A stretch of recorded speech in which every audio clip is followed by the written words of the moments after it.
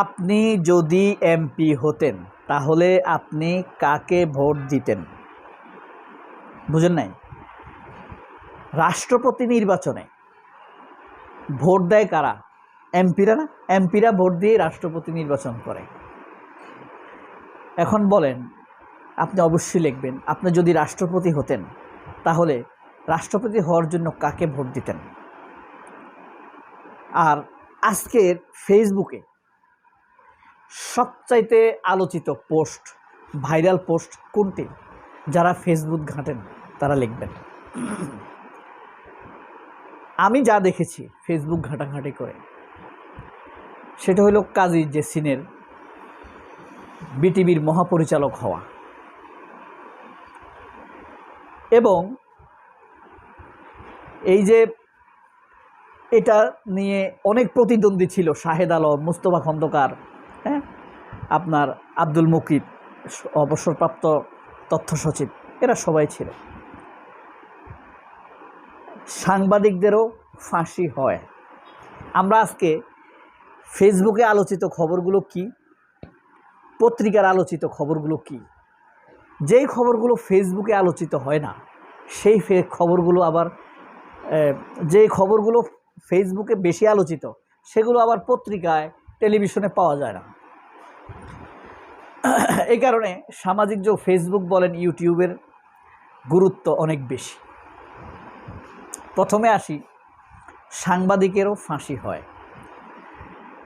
এই যে বিটিভির মহাপরিচালক হলেন কাজী জেসিন, তিনি খালেদ মহিউদ্দিনের সাথে একটি টক শোতে উপস্থিত হয়েছিলেন। তখন খালেদ মহিউদ্দিন বারবার বলছিল আপনার এই যে নাজনীন মুন্নিকে কেন চাকরিচ্যুত করা হয়েছে, তারপরে মাহমুদুর রহমানের আমার দেশ পত্রিকা জ্বালিয়ে দেওয়া হয়েছে, বন্ধ করে দেওয়া হয়েছে। খালেদ মহিউদ্দিন খালি প্রশ্ন করতেছে। তারপর শ্যামল দত্তকে কেন জেলে নেওয়া হয়েছে, ফারজানাকে কেন জেলে নেওয়া হয়েছে, শাকিলকে কেন জেলে নেওয়া হয়েছে, মানে এত কথা বলছে। মানে কাজী জেসিন একটা কথা বলছে, সাংবাদিকেরও ফাঁসি হয়।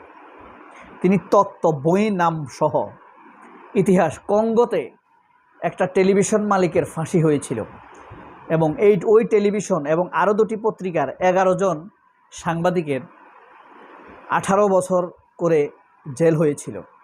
এর মধ্যে 6 বছরের ছিল, কয়েকজন 11 বছর ছিল। এটা খালেদ মহিউদ্দিন জানতো না। তখন খালেদ মহিউদ্দিন থেমে গিয়েছে, যার মানে 3টা পত্রিকা বন্ধ হয়েছে, একজনের ফাঁসি হয়েছে, 2 জনের জেল হয়েছে। হিটলারের পতনের পর সাংবাদিকদেরও বিচার হয়, ফাঁসি হয়। এই নলেজ কাজী জেসিন রাখেন। এ কারণেই আমি মনে করি কাজী জেসিন এই শাহেদ আলমের চাইতে ভালো হয়েছে। আপনারা হয়তো ভাবছেন কাজী জেসিনের কে আমি অবশ্যই অভিবাদন জানাই। কাজী জেসিন শাহেদ আলমের চাইতে ভালো, কাজী জেসিন মুকিতের চাইতে ভালো। কাজী জেসিন ইসলাম বিরোধী, বিএনপি পন্থী, জামাত বিদ্বেষী, ইসলামোফোব, তারপরেও আওয়ামী লীগের চাইতে বহু ভালো আমি মনে করি। ধরেন আপনার ডক্টর মঈন খান ইসলাম বিদ্বেষী লোক না, কিন্তু মঈন খান আওয়ামী লীগের নেতা আপনার হাসান মাহমুদের চাইতে অনেক ভালো না? অনেক ভালো। এটা হলো মানে বিরোধের ব্যবধান, বুঝতে পারছেন? এই কারণে কাজী জেসিন অভিনন্দন পাওয়ার যোগ্য। আপনারা যারা কাজী জেসিনকে গালাগালি করেন, এই কম্পেয়ার করে আপনারা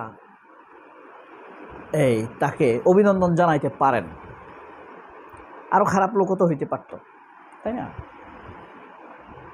আর কাজী জেসিনের নলেজিয়াস, বলে দিলাম, তার নলেজ খুব রিচ, অনেক রিচ।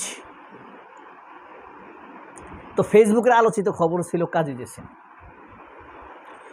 তাকে সব মানে আরও 2-3 দিন থাকবে এটা। আরেকটি আলোচিত খবর ছিল তার আগে, আজকের দৈনিক আমার দেশ পত্রিকায় দেখেন, হাসিনা কাণ্ডে ঢাকায় দিল্লি সম্পর্কের নতুন ক্ষত। ভারতের দ্বিচারিতায় ঢাকায় ক্ষোভ, তারেক রহমানের দিল্লি সফর আরও অনিশ্চিত। কড়া বিবৃতি দিয়ে প্রশংসায় ভাসছে সরকার, সবাই প্রশংসা করছে সরকারের। এবার কি পিনাকি ভট্টাচার্য, ইলিয়াস হোসাইন দারুণ প্রশংসা করছেন খলিলুর রহমানের। বাংলাদেশের ইতিহাসে এত দারুণ মুভ পররাষ্ট্রমন্ত্রীদের আর হয় নাই, এবং এমন মুভ করছে ভারত জবাব দিতে পারে নাই। অভ্যুত্থানের পর সরকারবিহীন টালমাটাল, মনে আছে ঘটনা? এটা কোন কথা বলছে জানেন? সেটা হলো হাসিনা পালানোর পর 6, 7, 8 এই 3 দিন কিন্তু সরকার ছিল না। 8 তারিখে রাত 9টা 40 আনুমানিক ডক্টর ইউনূস শপথ নিয়েছিলেন। অর্থাৎ 8 তারিখ, 7 তারিখ, 6 তারিখ, 5 তারিখ তো পালাইছে, যাক ওটা বাদ। এই 3 দিন কিন্তু সরকারবিহীন ছিল। এই দেশের মানুষ যে সচেতন, কত ভালো, সেই 3 দিন বোঝা গেছে। হাসিনা পালানোর পর আওয়ামী লীগের সন্ত্রাসীরা ডাকাতি শুরু করে দিয়েছে দেশ। এদেশের মানুষ রাস্তায় রাস্তায় পাহারা দিছে, মসজিদ পাহারা দিছে, মন্দির পাহারা দিছে, স্কুল পাহারা দিছে, ট্রাফিকের কাজ করেছে ছেলেমেয়েরা।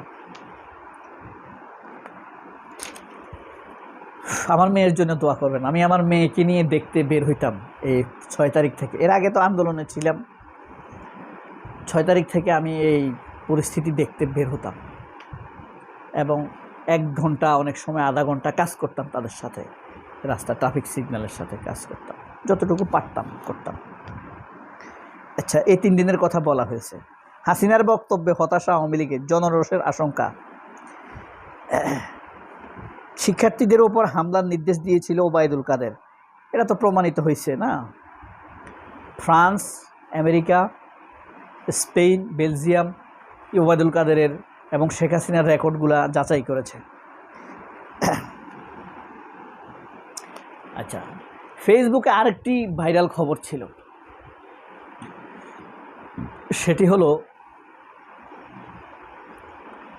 আপনার জামায়াত সহ 11 দলীয় জোটের সচিবালয় অভিমুখে পদযাত্রা বা ঘেরাও।